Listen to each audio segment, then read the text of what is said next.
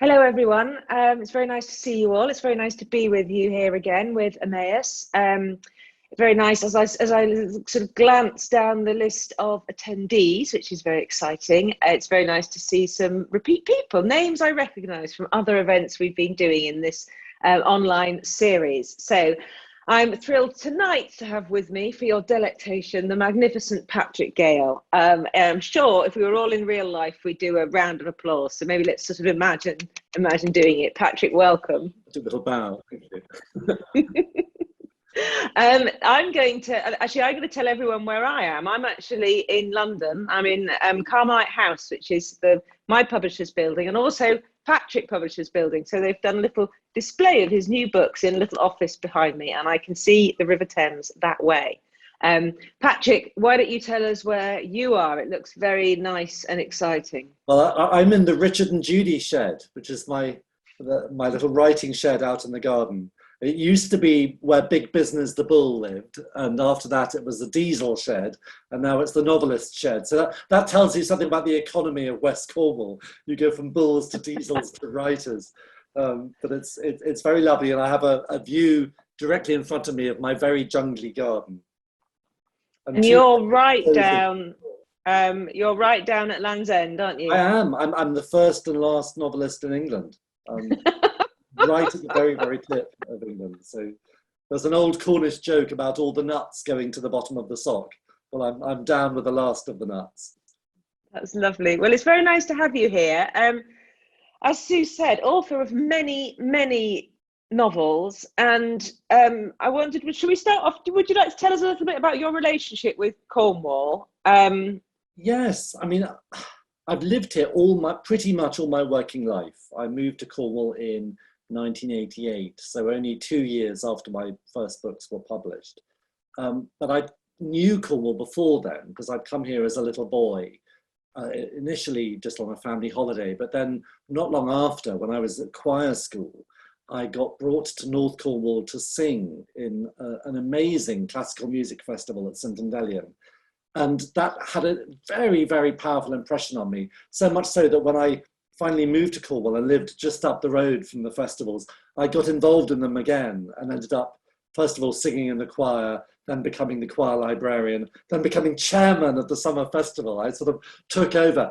And I now run a book festival on the same site at St Endelienta. So part of me is permanently in North Cornwall. I'm a bit sort of, what's the word? I don't know, split personality when it comes to Cornwall, because my real love of Cornwall is now down in the far west, which is very different. I now live in what I think of as Cornwall's Cornwall.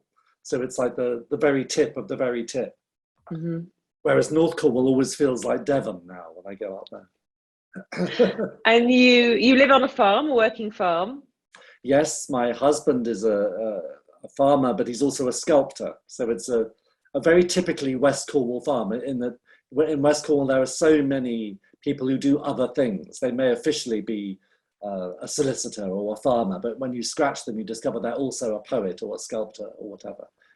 It's one of those lovely, magical places where you don't have to apologize for being creative. People seem to take it completely in a matter-of-fact way, which is the best possible thing. So Aidan, when he's not sculpting, is in the barn across the way here, making amazing pieces of work out of huge chunks of granite he finds in the fields. So I feel as a novelist, I'm in a very healthy environment, really. And it's a very inspiring landscape, isn't it? It is.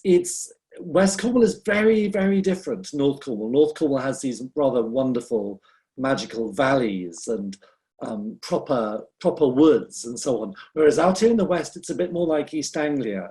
It's very, very exposed, and we have this huge horizon. So in theory, we should all have really good eyesight here because our eyes are always resting on the far distance. And when I walk out up into our fields, I can see something like 5 or 6 different lighthouses stretched across the horizon. It's very special. Whenever I'm down there, because I live in Falmouth, there is something, I don't know, just something very exciting in almost like quite a primal way of looking out and thinking how many miles there are till the next landfall, and sort of imagine people making that journey. Do you sort of like get used to that, or does the mystery and magic of that, is that part of your daily existence? I never get used to it, and I've always loved islands, and it is a bit like living on an island here. You feel when you cross the river at Hale, you've sort of entered into a little island on the very tip of Cornwall, and it has island weather. So you will have 4 or 5 types of weather a day, and I can never get used to the fact that it can be sunny in Penzance and pouring with rain here.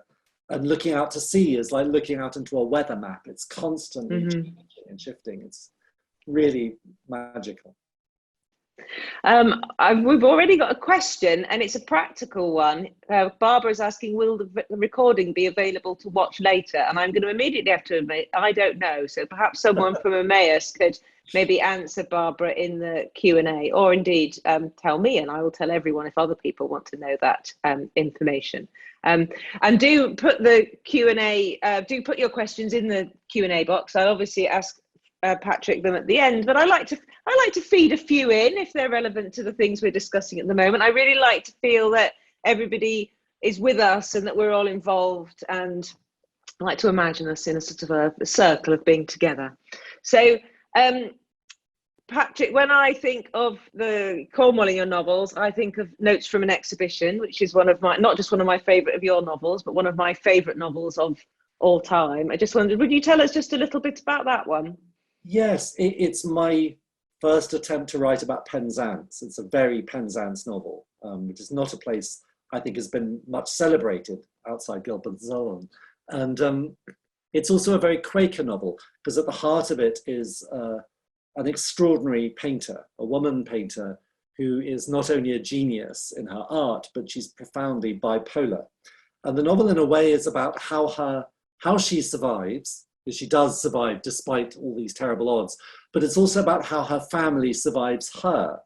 Because I wanted to write a book about a woman who was possibly the most difficult mother I've ever written. And Rachel she's kind of impossible but amazing at the same time. So often when you hear families talking about a mother who's died, they'll talk in very mixed terms. I think it's of the nature of motherhood that your children love you and hate you almost in the same breath. It's just part of the raw deal that mothers get. And what really fascinated me, and what I wanted to explore in that book, was that really difficult bargain that women, creative women especially, make when they become mothers. Because, what are they going to sacrifice? Are they going to sacrifice their art in order to be a good mother? Or are they going to sacrifice their children on the altar of their art? And Rachel kind of does both alternately. It's a bit of a mystery novel. And as the book progresses, you begin to realize that in a way, she only became a mother in order to make her art better. So her children were almost secondary to her art, but I think they forgive her because the art is so amazing, and they know deep down they were bloody lucky to have a genius for a mother. See, that's very interesting, isn't it? The idea that the quality of the art, her sort of she can she be forgiven only if the art is good? Like, it'd be worse if the art yes, is if the art bad. had been rubbish. Well, this is the thing I kept circling around, because I was really keen to get the facts of bipolar disorder as accurately displayed as I could. And one of the things at the heart of Rachel's story is that, like a lot of people with bipolar disorder, she's on lithium carbonate treatment, and you are advised to come off that when you become pregnant, because it's not good for your growing baby. And of course, what happens with her, as it does with many women with bipolar disorder, is when she comes off the lithium, she starts to go into more and more uncontrollable highs.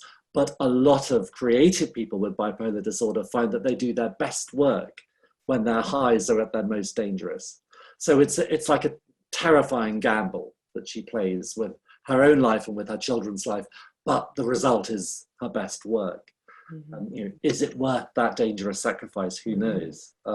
But when you talk to people with bipolar, or who've got loved ones with bipolar disorder who are not creative, it's just intolerable. And there is no great art emerging. There is simply impossible destructiveness and self-destructiveness and all that. So I think the artists with bipolar disorder do have an unfair advantage.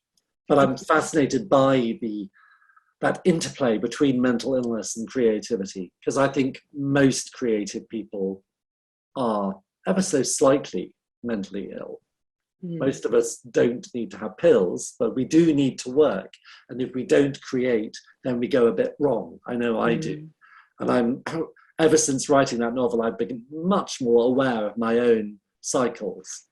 And I can feel myself sometimes sliding into a depression, and I realize that the only way out of it is to work. I just need to push everything else aside, get a new notebook and start working. Yes, I realised. I always say you can't be any good as a novelist unless you know yourself really well. And I think on one level, you have to kind of almost put yourself through analysis, take yourself to pieces and put yourself back together again. I realised during lockdown that the writing, daily writing for me, so like 2 hours of writing, it's a prescription really. It's like taking an anti-anxiety pill. And if I don't do it, it's like I haven't taken my anti-anxiety pill. But also, don't you find that non-writers and non-creative people will say 2 hours, that's a very short working day. But actually, if the 2 hours are quality writing, you will be completely knackered at the end of it. And you have to do other stuff, like answer emails. You cannot write solidly and well. No, I can't do it intensive. I can't, the 2 hours, 2.5, I have a 9 till 12 slot, but usually by 11:30 again. It's like I have been kind of climbing a cliff face.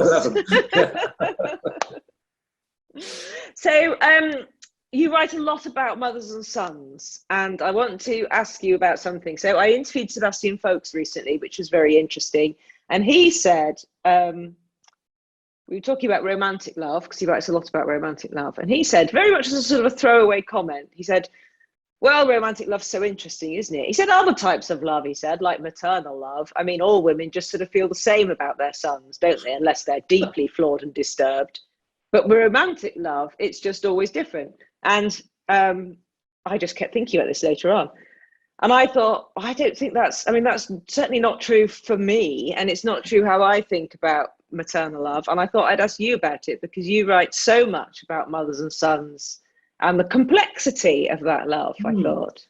Well, I think there's an interesting parallel in that I think both romantic love and motherhood suffer from expectations and from cliches, and you go into both thinking it's all going to be perfect, and it has to be perfect, and of course it hardly ever is perfect, and that's where novelists get so much of our material, is from that gap between perfection and reality. Motherhood and mother's love really fascinates me though, because I don't know, I think I eavesdrop a lot, and I eavesdrop a lot on mothers, and it's amazing how often it sounds when they talk as though marriage was just a necessary evil in order to get the thing they really want, which was to motherhood. I'm not saying all women want to be mothers, but the ones who do, often it's as if the husband was just a sort of adjunct, and the real project is raising children and doing a really good job of it. And of course, you're doomed to fail, just as every marriage is doomed, not to fail exactly, but to stub its toe at regular intervals on harsh reality. But I think as a non-parent as well, I circle back again and again to parenting in books, because it seems to me like this incredible task, and so many people are so unforgiving of their parents, and cannot forgive them for doing such a terrible job. And I think, well, actually, I think it's amazing they did the job at all, frankly. And my own parents were hopeless, but also rather amazing. I mean, we were terrible to them when I was growing up. We were always begging them to divorce and endlessly criticizing them. But now when I look back, I think, well, actually, they were bloody amazing. I mean, my mother, being a mother was her job, and she took it very, very seriously. And when I look back on it now, I realize that our holidays for her were like these extraordinary periods of education for us and for her, because she had cut her education short willfully, because she overheard her parents saying how they couldn't afford school fees. And so she lied and as did my aunt, and they pretended they wanted to leave school as soon as they'd done the school certificate, which was a complete lie. They really were desperate to go to university. And my mother then turned motherhood into her university. So she would read all the books we read at school, and in the holidays, we would have these amazing excursions, which it seemed to me were almost every day. They can't have been, but lots and lots of trips to castles and churches and museums and all that stuff. And she would make us keep these incredibly detailed holiday diaries full of postcards and bits of seaweed and tram tickets, whatever. And we moaned about it at the time because she was so kind of onto it. But actually, I'm really indebted to her because she enriched our lives in a way that school alone couldn't have done. Mm-hmm. And in my new novel, I mean, the mother in that is very, very different because she's a working woman. She has no time for anything like my mother used to do. And yet, I'm sure, because she's based on a real woman, I'm sure she played a huge role in shaping her son to become the man that we came to know through his poems. Mm-hmm. Well, let's talk about Mother's Boy then. This is an advanced copy of it. It's not out till next March. This is a review copy. Lovely? It's so beautiful, isn't it? Very, very pleased. Look at that boy. It's very rare. It's very rare. I'm shown a jacket for one of my books, and I like the first one I see. But in this case, they got it so right straight away. So yes, I think it's lovely, and that's what the final thing is going to look like. So tell us, what drew you? It's about Charles Causley, the poet. Where did it all start for you? Oh, it started with me being invited to become a trustee of the Charles Causley Trust. This was some years ago now. And I confessed immediately that although I knew a handful of his poems, I wouldn't have called myself a devotee as such. But I agreed, and I joined the trust, and I immediately did my homework. So I sat down and read all the poems of Charles Causley, which are not that many, actually. It's a book about that big. But I then became more and more fascinated by Causley's life. I fell in love with the poems, but it's his life that really fascinated me because it is so the reverse of the standard poet's life. When you talk about poets, you immediately assume they're either doomed or alcoholic or womanizers. They usually have really, really messy private lives. Charles Causley spent most of his life living with his mother in a little 2 up, 2 down in Launceston, and he taught in a primary school. I mean, it's so unsexy. It's just amazing. And then when I started digging a bit deeper, I found that when people asked him, Charles, why don't you write your memoir? He always gave the same answer, which was to say, oh, it's all in the poems. So I then went back to the poems and went through them with a kind of novelist magnifying glass and realized there were a handful of them which jump off the page when you're really looking for little signs and signals. And I think what he did was to hide in plain view. I think his poems were a kind of code quite often. And there are 1 or 2 which are like little glimpses into his heart. But he disguises them in such a way that you think, oh, it's just a ballad. And there are often ones which have quite a dum-de-dum-de-dum rhythm and maybe a very old-fashioned format. So again, he's hiding himself. And there's one in particular that really I kept coming back to. It's called Angel Hill. And it's one of his ballads. It's got a very, very lilting refrain that keeps recurring. And in it, the I figure of the ballad, the Charles figure, if you like, is visited unexpectedly by a sailor who claims that he knew Charles, knew the narrator, and that they sailed together and that they were very, very intimate. And as the poem goes on, this sailor, who may or may not be dead, it's a very mysterious poem, he could be a ghost, is more and more insistent on this intimacy and basically is saying, look, we agreed, you seem to have forgotten, but we agreed when the war was over and when we were free, if there was no one else, we would have each other. I mean, it's a very strange poem. And all the way through, again and again, the narrator denies him. The narrator says, no, you got it wrong. That wasn't me. I wasn't there. And I think that poem is an admission. I think it's one of those poems in which Charles is admitting that he turned the key in a lock and locked a part of himself away willfully. And that part, I think, was his deeper emotions, and I don't want to be accused, I will be accused inevitably of outing a Cornish national treasure, but I spent days and days and days in the Charles Causley archive at Exeter University, reading through his tiny, tiny handwriting, these little tiny private diaries he kept in secret. So his mother didn't know about them, the Navy certainly didn't know about them. And a lot of them are very dull, but every now and then there is a moment which just jumps out at you. And by the time I'd finished doing that research, I was convinced, okay, Charles Causley basically wanted to love men and couldn't. It's as simple as that for you. It's very easy for us to say, oh, he was gay. I wouldn't use that term, because for me, the term gay implies someone who is at ease with their sexuality. He clearly was never at ease with it. He locked it right away. And when he came home from the war, he took the most secure way forward, which was, and yet the most honest way. So he didn't marry. He could so easily, like countless men of his generation, have married some obliging woman and lived a lie and maybe had children.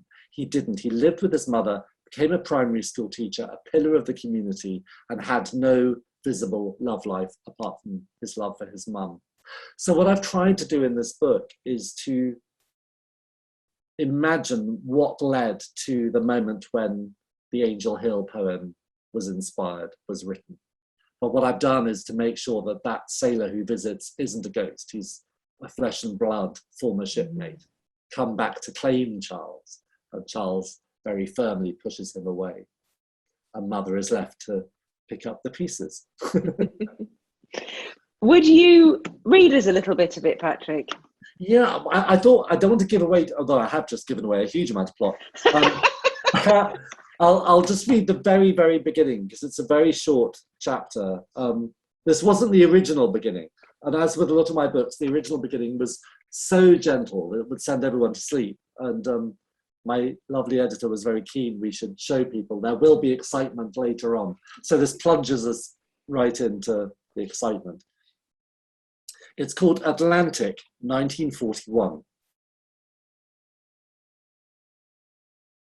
The ship was under attack and horribly exposed by a clear night and a full moon, until a change in the weather brought fog or cloud, ideally both. All they could do was fight back and hope they were not outnumbered or outgunned. Sometimes an explosion would shake them from so close that Charles almost forgot in his stifled terror to feel sick.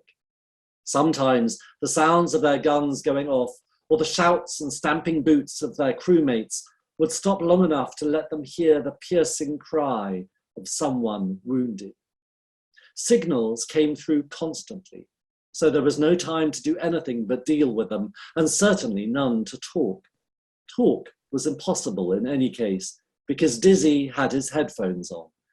These meant that when he swore, as he sometimes did when the ship was especially badly shaken, he did so at the top of his voice, which made Charles jump almost more than the explosions did. Occasionally, the speaker tube's thin peeping sound would summon Charles to receive instructions from the bridge or be asked to make a report on the latest signals to come through. They worked at fever pitch in the hot little office, Dizzy barely turning from his console to flick signals he'd deciphered from Morse across to Charles, so that he would decode them into something like English. Dizzy had said once that Morse was enough for him to focus on, and that it would have scrambled his brains if he'd attempted to guess the meanings hidden under the second layer of code. He passed Charles neatly filled out pages from his pad, lines of letters and numbers, always in groups of 4. Charles knew to resist the urge to interpret or anticipate. Accuracy was all. He decoded 4 letters or digits at a time and only read to check for sense once he had the whole signal down. Sometimes it would be gibberish, and he would know that Dizzy, or whichever wireless telegraphist was on with him, was tired. In this case, he swiftly recognized the code shorthand for a powerful battle cruiser. He knew before getting 2 words further in the missive that this was one he'd need to take to the bridge in person at once, rather than shouting it on to a junior officer through the voice tube. He tore the page off his pad, folded it neatly, and tucked it into his pocket to protect it from spray. As he pulled on his duffel coat, Charles tapped Dizzy's shoulder and pointed upwards so he'd know he was heading to the bridge, then stepped out. The cold on deck was a shock after the heat generated by all the electrical kit in the signals office, but it was the painful intensity of the noise that momentarily confused him. The enemy ship they had engaged had approached from the starboard, and they must have swung round to present a narrower target. Charles could see both forward guns blasting shells into the darkness. The weather was changing, thank God. Poor visibility might soon give them cover to slip away to the south. The swell was such that he was amazed the guns could be aimed with any accuracy. Climbing to the bridge, he knew to avoid looking out at the sea for making his sickness worse, but even so, he had to pause a moment before climbing further, as a judder of nausea ran through him, making him dry heave over the railings and break out in a sweat the Atlantic wind immediately chilled. There was never mayhem on the bridge, but the sense of group focus was intense. It was known that because of the skipper's slight deafness, he would tolerate no unnecessary talk. Charles saluted and handed over the signal. He waited to attention while it was passed to the skipper and the skipper read. Often there was a signal to send and reply, but this time the skipper simply shook his head, betraying nothing of the horrors he had just read. "Back to your watch, Causley," he said, then checked Charles's leaving. "Causley, sir, did you know anyone on board?" "Yes, sir." "I'm sorry. You know the drill, though, not a word." Which was when an explosion lit up the night and caused several of them to lose their balance and grab at the nearest handhold. One of the officers swore. "Off you trot," one of them told Charles, as the skipper calmly demanded damage reports. The fire crew was tackling a blaze on the deck, while the MO and his small team were pulling the wounded to safety. Everyone seemed to be yelling, and one of the wounded was crying out in a thin, high voice, as though astounded by the pain he was in. The MO was following two sailors, who were stretchering one of the wounded to the sick bay, when he cursed roundly and turned. "Causley, good man, bring that for me," he called. Charles looked where he was pointing. It was a hand and part of a forearm, cleanly severed, smeared with oil, a dusting of golden hair on the skin. It wore both a wedding ring and a wristwatch. Charles froze. "Come on, man, we've not got all day." Charles picked up the hand by its wrist, averting his eyes the moment he made contact with the skin, and hurried it over to the stretcher, where the MO received it on a napkin of bandage before heading inside with the shattered patient. There was another terrific blast of shell fire as Charles staggered into the nearest heads to throw up. A boyhood friend, his best friend, arguably, had been on the ship in the signal he had just received, reported sunk in the Denmark Strait with only 3 survivors, and he could tell nobody. Now it seemed quite possible they were to be blasted out of the water as well. Charles washed his face and hands, then sat on the heads for a moment, stilling his breathing. He conjured the greenish midsummer water of a small municipal swimming pool, the soapy smell of the rough beach towel beneath him, birdsong from surrounding trees, the artless chatter of the friend lying in the sun at his side.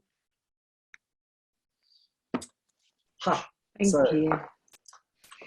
Oh, what does it feel like to read from it? Possibly very for the odd. first That's the time? very first time I've read that bit out loud, and yeah, hard.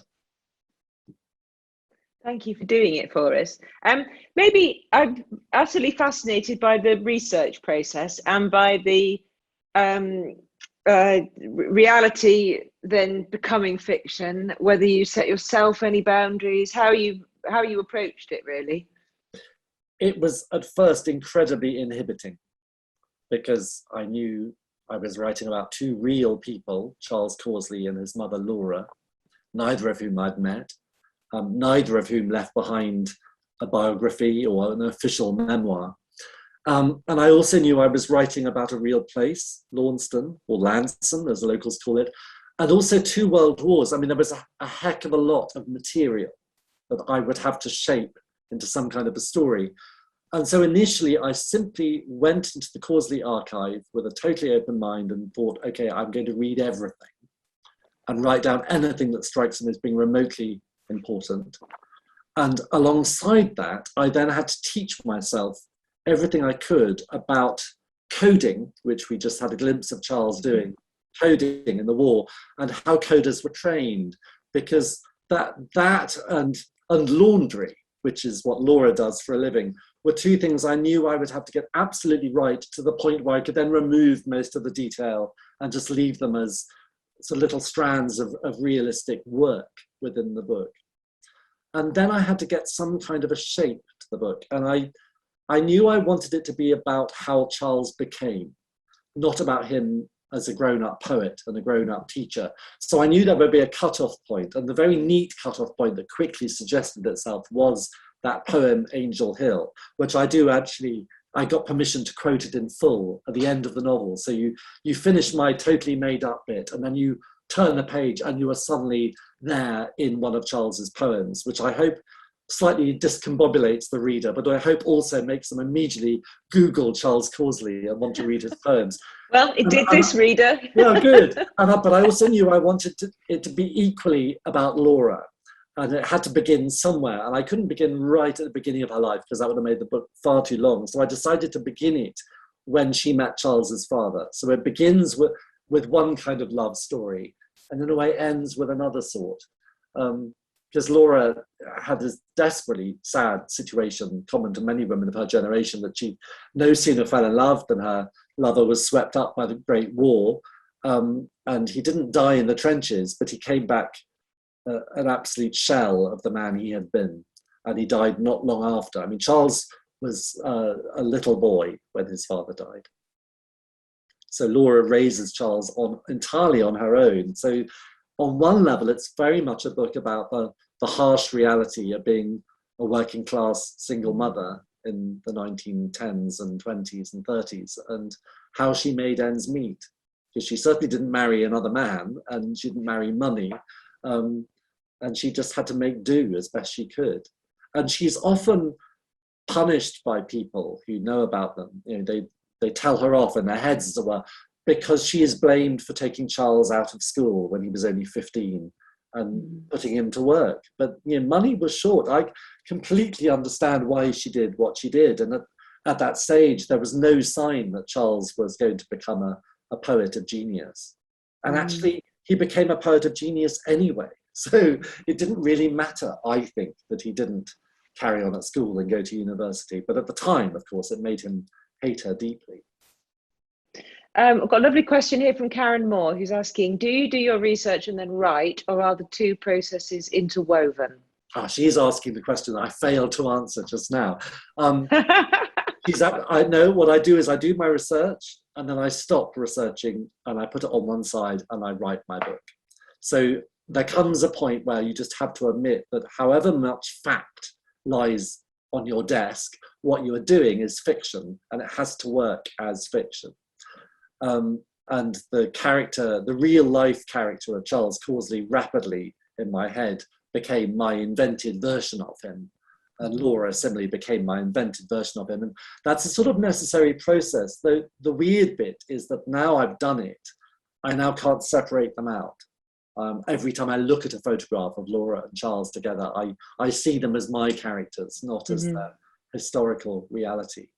And I know it's going to be very disturbing for people who did know Charles and Laura to read this book and think, well, hang on, this isn't them. So I've stressed as much as I can at the end of the book in my kind of afterword, what you have just read is a novel. But I know what people are like, and I know people will read this book and will criticize it for making stuff up, but it can't be helped. what I hope. And you seem pretty sanguine about that. You don't. That doesn't. I mean, I admire it. I've been through it before, and I made up a novel about my great grandfather that made all sorts of stories up, which may not have been the case. But as with this book, it honoured the known facts. Mm-hmm. So I had with this book, a very good scaffolding of known facts and dates and so on. So I know when things happened, and I know what Charles's career through the war was. And I know, roughly where he was at different dates, but very handily there are gaps. And that's where fiction can stitch it together. And I hope come up with satisfactory answers. And there were one or two really lovely gifts that the archive gave to me. One of them was a diary entry when Charles describes a day out in the late 1930s, when he and his best friend Ginger go on a day out to Plymouth, and the place is awash with sailors because there are lots of ships in. And Charles describes being caught up in this great gang of sailors merrily sunbathing on the Hoe. And there's one little sentence. He writes, "Oh, how I wished I could draw." That's all he says, but it jumps off the page because Charles's diaries, by and large, are completely factual and very unemotional. He doesn't reveal much of himself. There are endless lists of what he ate for meals and what he saw at the cinema and what he's currently reading. So anything emotional like that, any exclamation really jumps out. And I immediately thought, that's a very odd thing for him to have said. But it rings entirely true, and I'll tuck that to one side. And the other gift the archive gave me was a letter. There are lots and lots of letters which survived. Charles was not one of nature's throwers out, but neither was he a cataloguer. He had a shed, a wooden lean-to at the back of his house. And when he ran out of space on his desk, he just shoved papers in there. So the bottom layer, by the time he died, the bottom layers had turned to compost. So any letters that survived, it's amazing they survived. And one of the ones that really jumped out at me, jumped out partly because there was no reason, obviously, for it to have been kept. It was a letter written to him by a fellow officer by the time he was a petty officer, which was as high as he got in the war. And it's a very odd letter because it begins, "My dear Charles, your letter was forwarded to me by my young wife, and I can only hope that she didn't open it first and read it before she forwarded it." And then it goes on to explain that, yes, he has got married, and he was very grateful to Charles for all the fun and games and things they did together in Liverpool, but that is now all behind them, now that he's a respectable married man, and that please, if Charles wants to write again, will he only write things he wouldn't mind a wife reading. And I thought long and hard about this letter, because of course my immediate impulse was, ooh, this was a lover of his. And I thought, no, come on, you're reading that like a gay man, read it like a straight man. What would a straight man see in this letter? And I thought, well, a straight man actually would be baffled, because why would a newly married man feel the need to write this letter saying, please don't write things like that in your future letters? And I also then thought, if they were straight men, why did Charles keep that letter? It must have had some significance. So that gave me a very handy turning point and towards, I don't want to give away too much plot, but that was, I thought, okay, that letter has to feature in the plot at some point, and the things the letter describes and hints at. Yes. Tanya Horrocks is asking, how long did it take to write the novel, including the research? Okay, well, the actual writing, I'm quite a quick writer. Once I start, the actual writing took about a year. But I think the research was nearly a year before that. So 2 years in all. I mean, there was a lot of background reading. I mean, I've got rid of them now, but my diary, my study was just piled high with books about the Second World War, because I thought I knew quite a lot about it. I realized I knew absolutely nothing when it came to the Navy and the crucial role the Navy played, and coding as well. The coding side of it really fascinated me, because when Charles went into the war, he wasn't a poet. If anything, he was a playwright and a very keen young pianist as well. He played the piano in a local dance band, but he was writing plays, and he'd had plays broadcast on the radio and published. And he clearly undergoes a sea change in the course of the war. Something happens to him. And it struck me that one of the things that made him a poet was his coding training, because coding is an intense discipline. When I say coding, I'm not talking about Bletchley Park code breaking. What Charles was among the first generation of sailors and soldiers to be trained in was simply putting messages in and out of code. Not Morse code, but a sort of second layer of code. And we were, what Bletchley Park was about was breaking the Germans' Enigma code. But on the back of that, we were then able to do better codes ourselves. And Charles's coding goes through several stages in the course of his Navy career. And I wanted to get the facts right about all those different stages, because I think actually they were his training as a poet. And he did in later life reminisce about this and said that poetry came naturally to him during the war because he could only write things he could carry in his head. And a poem is about as long a thing as you can carry in your head while doing other stuff. And I got a bit obsessed with the idea that he was so brilliant that he was actually writing poems while coding. So his brain was working on 2 levels at once or 3 levels at once. Tell us a bit more about the music, because you often write about music, and I think I probably said this to you before, because I really loved, it's Take Nothing With You, isn't it, that has all the cello? The cello playing, yes. I mean, I always inevitably try to find something in common that I have in common with characters in my books. And it was a gift to me that Charles loved music and that he was a child pianist, as I was a pianist as well as a cellist. And it also was something hugely revealing to me about Laura. So you've got to bear in mind, they were poor. They're really poor. They were living in, well, they wouldn't have called them slums, but they were living in a tenement when Charles was really little. So, a tiny, tiny sort of 2-bedroom, barely 2-bedroom, sort of 3-room flat with a shared washroom in a very poor part of town. And yet somehow on her very meager income as a laundress, she recognized he was musical, and she bought him a piano. And that in itself is an amazing thing, because I've spoken to old men who were children when Charles was a child, who remember vividly the sound of his piano playing filling the street. And this is a street where all the children played. It was the nearest Launceston had to a playground, and their tenement was on this street. And children would sit on the pavement outside when Charles was practicing. And it made me realize how lucky I was. I just grew up with a piano in the house, but actually for Charles to have been given a piano, which must have been, a big object in a very small living space, I thought that was completely fascinating. And what an amazing mother Laura must have been to have made that sacrifice to pay for a piano so that her little boy could learn it. And heaven knows what she thought it was going to do to their lives and where the piano would take him. And amazingly, the piano did take him into playing for the local dance band, 2 dance bands, in fact, in time.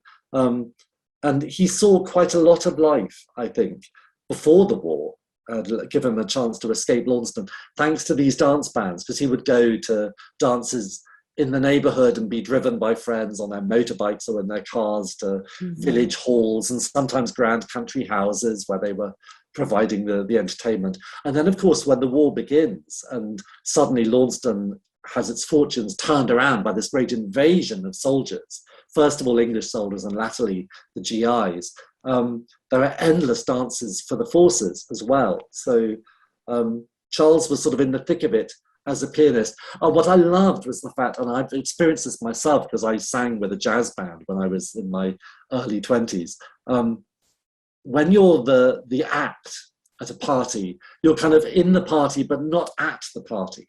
So you're surrounded by men and women having a lovely time, but you can hide behind the fact that you're just a musician.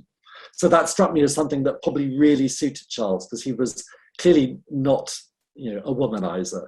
Clearly, I mean, there are various rather tragic women who threw themselves at him, or he, bravely asked them out, and it never goes anywhere.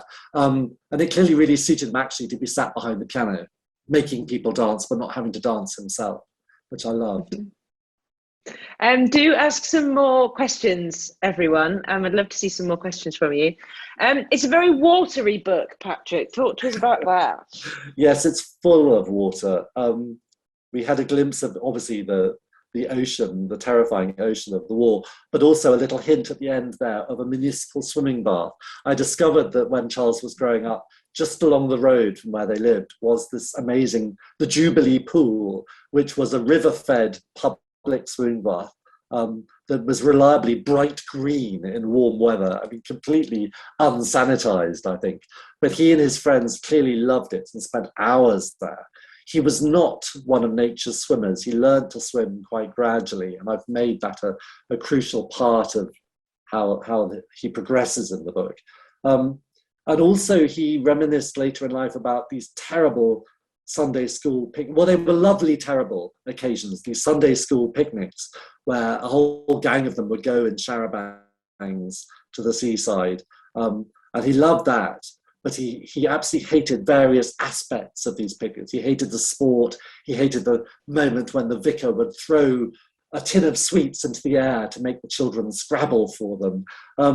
But it was yet another kind of water.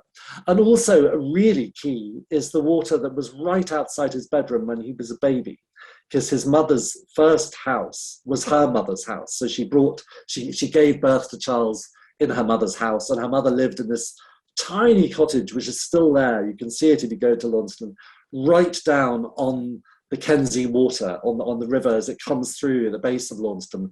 And back in those days, this was a very, very polluted river because it was going past tanneries and whatever. But just at the point where it goes past old Mrs. Causley's house, it wouldn't have been that polluted. It was, well, old Mrs. No, she wasn't Causley. I've forgotten her name temporarily. Anyway, Charles's grandmother's house. It was clean, and all the children used to come and play in that bit. So his earliest memories as a baby would have been the sound of the stream running by. And I think it affected him. He writes about it again and again, either that specific stream or the other streams around there. And it used to flood regularly, and it was also a source of rats, which was one of the things that horrified Charles's mother and made her find a new home further up the hill, away from the stream, as soon as she could. I've got a lovely question here from Lucy Shrimpton. Lucy, you've now become my new favourite person. Lucy says, I have a mild obsession with independent bookshops. Well done you, Lucy. From which bookseller would you most like me to buy the book, and why? Isn't that a nice question? That's a lovely question. Well, it depends where Lucy lives, but there are a string. Like her, I love independent bookshops. I think they are social hubs so often. They're often much more than just a bookshop. You often find they're a place where people post messages to find child carers or dog walkers. They're often where the other groups meet in the evening. One of my favourite ones is inevitably my local, which is the bookshop at the end of the world, or the edge of the world bookshop in Penzance. But I'm sure you all have your own special favourites. I particularly love that there's a lovely one in Devon called the Bookery, which I would urge you all to discover. That's in Crediton, and that's a typical example of a community-run bookshop. It's an indie, but it's community-run, and it serves the local community and the schools, and it's an amazing example of what an indie bookshop could be. So if ever any of you are driving through Devon, do make a little detour and visit the Bookery. I think it's so life affirming. I think bookshops, I think festivals, but just people who are involved in books. It just always gives me such a lift. It's just so heartless to spend time with any of those people. And don't you feel that really good booksellers, and indie booksellers often are really good at it, they've got to be very good judges of character. They've got to be able to look at you and think, oh, well, I know what book you'll like next. And urge you not to read something which they know you won't like. And there's a real art to it. There's a real art to it. And whenever I have a new book out, I always insist, even if I've got as I have in this case, a lovely deal with Waterstones, that I take in lots of independent bookshops as well, because I think they hold up more than half the book buying sky. And many of them managed to keep working during the pandemic. Even when everything was locked up, they were still, I know for a fact, our local bookshop had this brilliant system for delivering books. And the Bookery, the one I mentioned, they had a book bicycle that would deliver books to people within Crediton. So, God bless them. Yes, my local is the Falmouth bookseller, and the highlight of our lockdown life was going to pick up a click and collect order on Saturdays. It's part of the walk, part of the family walk. So a lovely question from Jen McDerra, who says, I'm so happy you're giving life to this strand of Charles Causley's life that he tended to. Anyway, she's happy that you're giving life to this a strand of Charles's life. She says, the attention you pay to the tender words he carefully left behind, it's moving to know he's finally in dialogue with someone who's listening to his heart. Isn't that nice? Oh, how has reading his diaries and letters altered how you feel about his legacy? Oh, well, it's made me, I have to say, it's made me doubly impatient that there isn't yet a really kind of in-depth critical biography of him, because he deserves it. I think he is an extraordinary poet, not only for adults, but also for children. And that needs the kind of parallel project, I think, of a really good biography. And the material is there. There is a biography, but it's very selective, and it dodges issues like Charles's sexuality rather than daring to seize them by the neck and have a jolly good shake. But I think what the diaries and letters did for me was bring Charles to life as a person in not very flattering ways, but in ways that made him come alive for me. So the diaries are often quite waspish. He's often really pissed off with his mother. And she's probably really pissed off with him. I mean, they're living in this tight, confined space, and he's got this incredibly boring job she's made him take, and all he wants to do really is wear a silk dressing gown and be Noel Coward, and instead of which he's going to be Mr. Causley at the electricity board. But little details creep out in the diaries that I think, they should be shared. They really should be shared. The diaries themselves, sadly, are not a work of art. They wouldn't make for an interesting book left as they are, but extracts from them really deserve to be picked out, I think. And Tanya Horrocks says, having spent a lot of time getting to know Charles, is there one thing over everything else that you admire or that surprises you about him and his life? Yes, I think the great thing about him, and I think this is a thing I'm sure he got from Laura, is that he doesn't judge. It's very interesting. I mean, he grew up in a very, very religious town. And like a lot of Cornish towns, it was ruled by the twin powers of the church and commerce. And yes, his mother was very religious and went to church a lot, but that was partly, I think, because that was what you did, and it was the peg around which your social life revolved. But he withholds judgment. He's always interested, but he withholds judgment, and I think he makes you open your mind, and that's what the best writing does. He makes you listen, makes you pause, and makes you just stand back and let people be themselves, which I think is very, very interesting. And he was clearly the most amazing primary school teacher. I mean, I found it very moving. In the course of my research, I kept being introduced to people who had been pupils of his, and they mostly haven't grown up to be novelists and poets, but they all remember the transforming power of his teaching, and especially the way he brought poetry to life for them. So now whenever I have a reason to give a child a present, I get them a book of Charles's children's poetry, because it's wonderful stuff, really wonderful. And it's the kind of poetry that I remember loving when I was little, when I was reading Eleanor Fargen and Spike Milligan. It's the sort of poetry that makes a child fall in love with language and just want to feel words in their mouth for the sheer pleasure of them.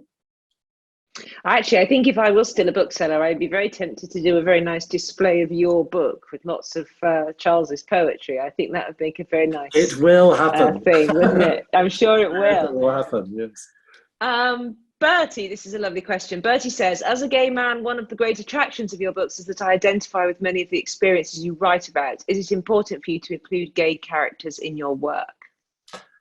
It's realistic. So it would feel like science fiction if I wrote a novel without even a minor character who was LGBT in some way.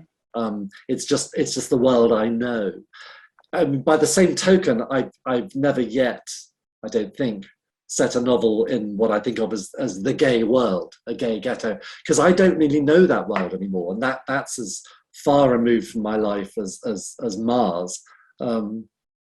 I dip a toe occasionally, but I don't know it well. So what I tend to write about are families and often life in the countryside, because that's what I know well. But I make sure I slot in the occasional gay or lesbian character. I don't think I've ever really done a fully trans character, and that's something I approach with trepidation, as a lot of writers do. But I'm aware it's something I need to do at some point.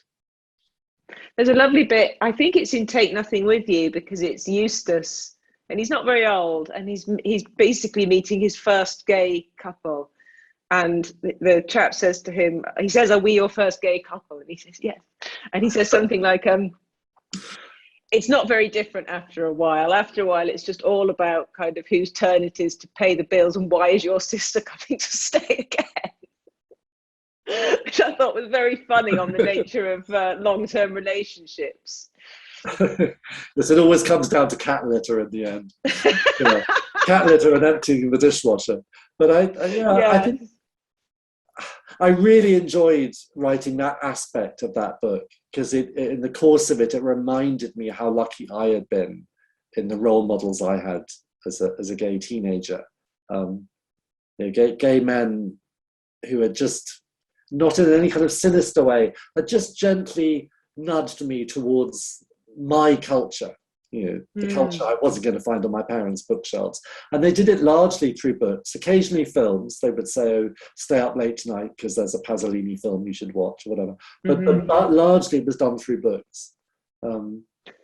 I still think it's amazing what a short time away it was. I visited a friend's grandfather recently in a old people's home, and he has dementia, but he sort of flickers in and out of it. And we were talking about Noel Coward, because my friend had tipped me off he liked Noel Coward. So we were doing, I went to a marvellous party, and out of nowhere, he just started to reminisce. It was so moving. He talked about, he said, of course, he said, "I used to sometimes go and pick them up from prison. They were so lonely, poor darlings." And you just know in that moment, I just knew what he was talking about, that he was picking up friends, he was picking up gay friends from prison who'd been imprisoned. And it was the most moving thing. And of course it connects you, doesn't it? That it just wasn't long ago. And you've written, I think you've written that same sort of scenario, I think, isn't it? I've read in something of yours, someone picks someone up from prison, I think, don't they? Yeah, Saw the Man in the Orange Shirt. There's a scene. That's right, yeah. Yes. And I think also, though, the 1980s is not that long ago when we had active anti-gay legislation passed in this country. And yet it gets swept aside and forgotten so easily. So I always remind, if I meet young gay people, I always remind them how lucky they are. But also, I also remind them how fragile our rights are, how easily, it's just like talking about homelessness. It can happen so easily. Human rights can so easily be chipped away at, and often in the apparently most inoffensive ways, and before you know it, they've gone again. And there are already countries within the European Union who are turning back the clock on their human rights when it comes to LGBT matters, and it can happen here too. So we have to be vigilant. Absolutely. We're tragically almost out of time, but there's a last question from Christine, which I'm going to do because it's so wonderful. And she says, "So many of your characters stay forever in one's head and feel like friends. Compelling, vibrant Rachel Kelly, perfectly good Barnaby Johnson. Will I feel the same about Charles?" I think she will, don't you, Patrick? I sincerely hope she will. I think she will about Laura too. I think I've fallen completely in love with Laura. Yes, absolutely. And what I think really of Laura now every time I do the ironing. I think of Laura. Yes. Am I doing it well enough? Reading the novel that you really like Laura, and I thought this could be a really different book. And as you said, it'd be easy to not love Laura. I really enjoy the portrayal of the mother and son relationship, and the poetry, and the war, and all the delicious boundary between what's real and what's made up, and all the water, and all the love of all types. So, Patrick, thank you so much, as ever. So generous, so kind, so optimistic. It's always a joy to spend time with you, and delightful audience. Thank you for being here. Thank you for the lovely questions, and it's been a massive pleasure for me, as it always is. So have a lovely weekend, everyone.